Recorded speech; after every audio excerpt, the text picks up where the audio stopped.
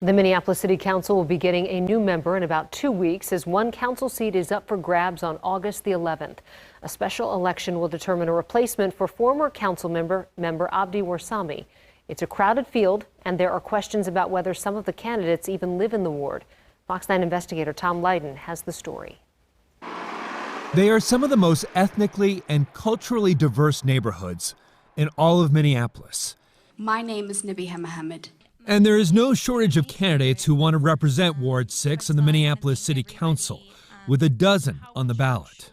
I am here because I believe that I am the best candidate. Ward 6 includes Cedar-Riverside and Elliott Park, as well as Stevens Square, West Phillips, Ventura Village, and Seward neighborhoods. 37,000 people live in the ward. The question in this special election is whether all the candidates actually live there. Overwhelming number of the community are saying these people don't live here, we have never seen them. Abdi Bihi decided to run after more than 20 years as a community activist in Cedar-Riverside.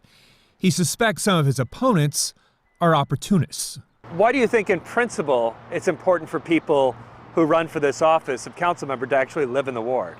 I mean, if you ask me, I would prefer that people we are trying to elect us should know us as neighbors. I didn't move here just to run for office. A.K. Hassan is also running. He recently moved back into the neighborhood he's lived in most of his life to be closer to family.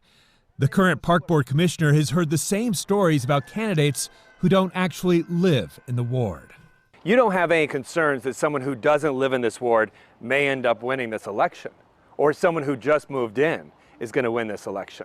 Yeah, well, that's the elections, to find, to investigate. I'm not an investigator. When candidates file their paperwork, they give their current address. Under oath, the information is accurate. But the city doesn't verify or require proof. So the Fox 9 investigators decided to check, asking each candidate to provide proof of residency, like a lease or driver's license. There were red flags with 4 of the candidates. My wife and 5 beautiful children here who's living in Minneapolis, Ward 6. We have lived here for 15 years.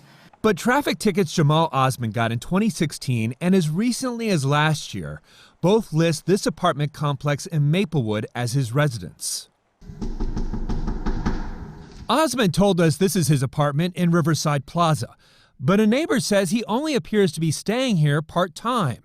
And it's a 1-bedroom apartment, which would make it very cozy for his wife and 4 children. He proudly displays them on his campaign website. In a statement, Osman said he raised his family in Ward 6 and is proud to call it home. There is no one here. Part of the problem is Jamal Osman has told us that he will not talk to us until after the election, which is not usually how these things work. When we're talking about the type of safety that we want to provide for our communities. A.J. Awed admits he never lived in the ward until June 1st. He says the friends and connections he made in Cedar-Riverside during high school and college always made it feel like home. And why did you decide to move here?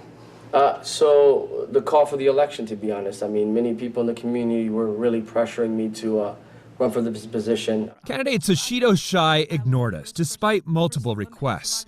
On her form, she listed this address in the Cedar-Riverside neighborhood. What's that? She is not here. She doesn't live here. Yeah, she is live here, but it's not here now. When we came back several hours later, we got a different story. Hi, is Saido here? She was temporarily. What's that? She has this address temporarily. Oh, so she doesn't live here anymore? I didn't know she had an address here before. And so she does or doesn't? No, she doesn't anymore. A campaign volunteer later told us she had to move after getting a threat, but never provided proof she was living in the ward. For 16 plus years, I've been involved in local and national politics dating back. We also reached out to candidate Sara Mae Engberg.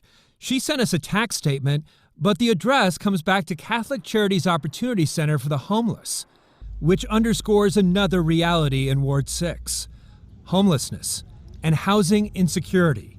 Nearly 90% of those who live here are renters, by far the highest percentage in the city, and per capita income is among the lowest. The question for voters in Ward 6 this election is whether you must truly live in a neighborhood to represent its interests. Under state law, a candidate must live in the district or ward 30 days before the election. With the special election on August 11th, we are in that period of time right now. It is worth noting that this is a ranked choice election for Ward 6, and with a crowded field, the second and third choices may turn out to be just as important as the first choice. For the Fox 9 investigators, I'm Tom Lydon.